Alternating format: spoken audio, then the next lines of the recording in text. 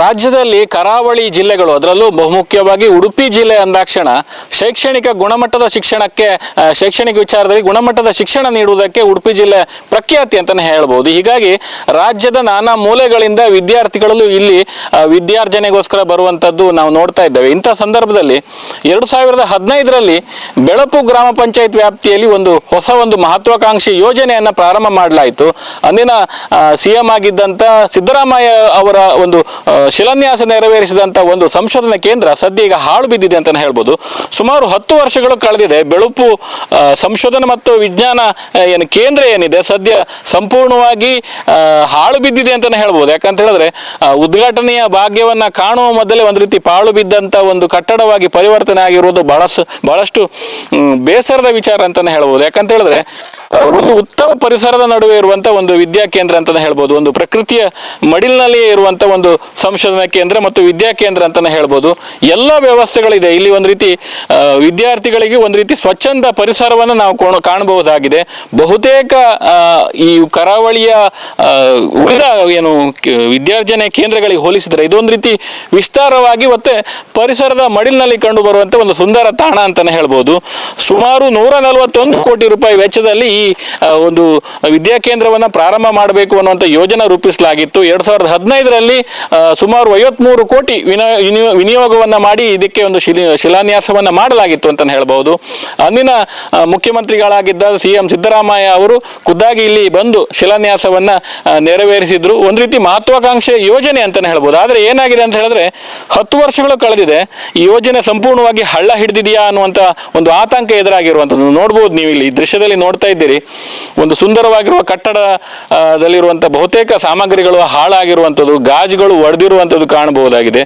ಒಂದು ರೀತಿ ಮನುಷ್ಯರೇ ಇಲ್ಲದಂಥ ಪ್ರದೇಶವಾಗಿ ಈ ಸ್ಥಳ ಮಾರ್ಪಟ್ಟಿರುವುದು ನೋಡಲಿಕ್ಕೆ ಬೇಸರ ಆಗುವಂಥ ಪರಿಸ್ಥಿತಿ ಇದೆ. ಇಲ್ಲಿ ಎಲ್ಲ ರೀತಿಯಲ್ಲಿ ಅಂತ ಹೇಳಿದ್ರೆ ಒಂದು ಸಂಪರ್ಕಕ್ಕಿರ್ಬೋದು, ಮೂಲಭೂತ ಸೌಕರ್ಯಗಳ ಲಭ್ಯತೆಗಿರ್ಬೋದು, ಎಲ್ಲ ರೀತಿಯ ವ್ಯವಸ್ಥೆಗಳು ಇಲ್ಲಿದೆ. ಉತ್ತಮವಾದ ನೋಡ್ಬೋದು. ಈ ನೀರು ಸರಾಗವಾಗಿ ಹರಿಬೇಕು ಅನ್ನುವ ರೀತಿಯಲ್ಲಿ ಒಳಚರಂಡಿ ವ್ಯವಸ್ಥೆಯನ್ನ ಒಂದು ರೀತಿ ಸಿಸ್ಟಮ್ಯಾಟಿಕ್ ಆಗಿ ಮಾಡಿದಂಥ ಒಂದು ವಿದ್ಯಾಸಂಸ್ಥೆ ಅಂತಲೇ ಹೇಳ್ಬೋದು.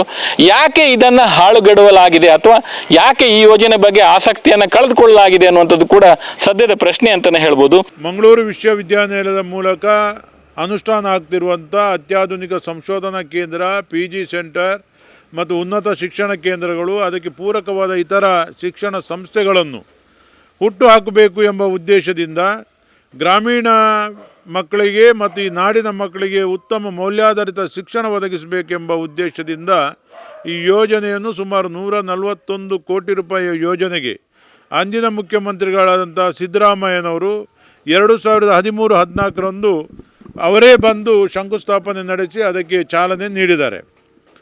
ಸಂಪುಟ ಸಭೆಯಲ್ಲಿ ಅದಕ್ಕೆ ಅನುಮೋದನೆ ಕೊಟ್ಟು 54 ಕೋಟಿ ರೂಪಾಯಿ ಬಿಡುಗಡೆಗೊಳಿಸಲಿಕ್ಕೆ ಒಂದು ಸಂಪೂರ್ಣ ಒಪ್ಪಿಗೆ ನೀಡಿದ್ದು 44 ಕೋಟಿಯನ್ನು ಕೂಡ ಅನುದಾನ ಬಿಡುಗಡೆಗೊಳಿಸಿದ್ದಾರೆ.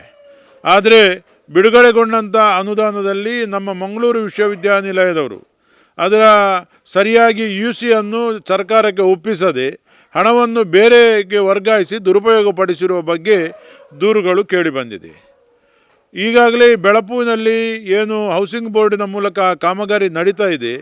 ಸುಮಾರು 10-12 ಕಟ್ಟಡಗಳು, ಕೊಠಡಿಗಳು, ವಿಶ್ರಾಂತಿ ಕೊಠಡಿಗಳು ಮತ್ತು ಸಂಶೋಧನಾ ಕೇಂದ್ರಗಳು, ಹೀಗೆ ಎಲ್ಲ ನಮ್ಮ ಸಿಬ್ಬಂದಿಗಳ ವಸತಿ ಸಂಕೀರ್ಣಗಳು ಎಲ್ಲ ಆಗಿ ಆ ಕಾಮಗಾರಿ ಅಂತಿಮ ಹಂತದಲ್ಲಿ ಇದೆ.